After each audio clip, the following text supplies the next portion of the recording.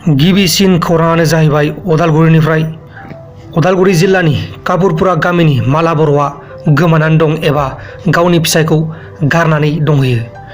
हाबा जानाया 13 बोसोर जाबायमोन, गथ' सानैबो दंखायो।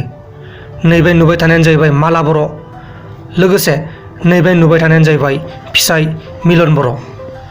बे माला बर'आ गोमानानै दं एबा गावनि फिसायखौ गारनानै दंहैयो। दा बेखायनो सोरबाफोर बे माला बर'खौ नुदोंब्ला अन्नानै नैबे नाम्बाराव फन खालामबानो जाबाय। नेक्स्ट खौराङानो जाहैबाय जोंनि रेस्टुरेन्टनिफ्राय। रेस्टुरेन्ट हटेल पाबफोरा खुलिसिगोन 1 जुननिफ्राय, नाथाय सानसेयाव 50 जनसोल' सुबुंफोरा थांलाय फैलाय खालामनो हागोन, बेनिसाय बारा हानाय नङा आरो सेफटिनि थाखाय स्ट्रिक्ट रुल्स थागोन। नेक्स्ट खौराङानो जाहैबाय जोंनिया धेमाजि जिल्लानिफ्राय। धेमाजि जिल्लानि सिङाव थानाय इन्जिनियारिं कलेजाव दाब हादोरनिफ्राय फैनाय सुबुंफोरखौ क्वारेन्टाइनाव दोननाय जादोंमोन। जेरैबायदि सुबिदा मोननांगौमोन बे सुबिदाखौ मोनाखैमोन। दा बेनिनो माखासे भिडिअ खालामनानै हरदोंमोन धेमाजि डिस्ट्रिक्टनि बिथां बलेन दैमारिया। दा बेखौ नोंथांमोना नायदो। जोङो धेमाजियाव दङ। दा नैबे धेमाजि जिल्लानि सिङाव थानाय गोदानै बानायनाय इन्जिनियारिं कलेजाव जों क्वारेन्टाइनाव दङ। बे क्वारेन्टाइनाव थानायाव जोंनो जानाय लोंनायखौ थेगै होदोंमोन एबा सुबिदा बायदि होआखैमोन। जाबायदि मोननांगौ बेखौ मोनाखैमोन। ओंखामफ्रा एसे फैदोंमोन, समाव दालिफ्रा सेवनाय फैदोंमोन, ओंखामफ्रा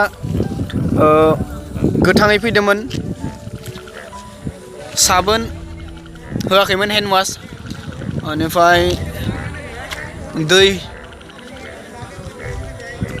फुङाव पुरि फिसा फैदोंमोन, ओंख्रिया दालि फैदोंमोन। बेखौ कमप्लेन होदोंमोन मैया। बे कमप्लेन होनायनि उनाव दिनै पुलिस बिफाना फैनानै गोबांखौनो ज' लाफानानै मोजां बुजायलांबाय। एबारनिफ्राय बेफोरबायदि जाला होननानै खोथा होबाय। नेक्स्ट खौराङानो जाहैबाय जोंनिया 2000 रांनिफ्राय आसामनि बायहेरायाव थानाय सुबुंफोरनो फैसाखौ हरनाय जाबाय। सासेयाव 2000 राङै हरनाय जाबाय होननानै फोरमायदों। सोरबा मोनबाय आरो सोरबा मोनथ'वाखै। गासिबो मोनगोन होननानै बुंनाय जादों। नेक्स्ट खौराङानो जाहैबाय जोंनिया गुवाहाटीनिफ्राय।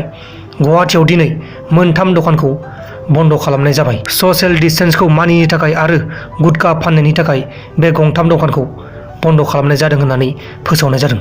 नोंथांमोन, दिनैनि रादाबा बेखिनिल'मोन। जुदि नोंथांमोना आं चेनेलाव गोदान फैदोंब्ला चेनेलखौ साबस्क्राइब खालाम, लोगोसे बेलनि आइकनखौबो सेरनानै गालां। अब्लासो आंनि गोदान भिडिअफ्रा नोंथांमोननिसिम थाबैनो नटिफिकेसनाव सहैगोन। बाय।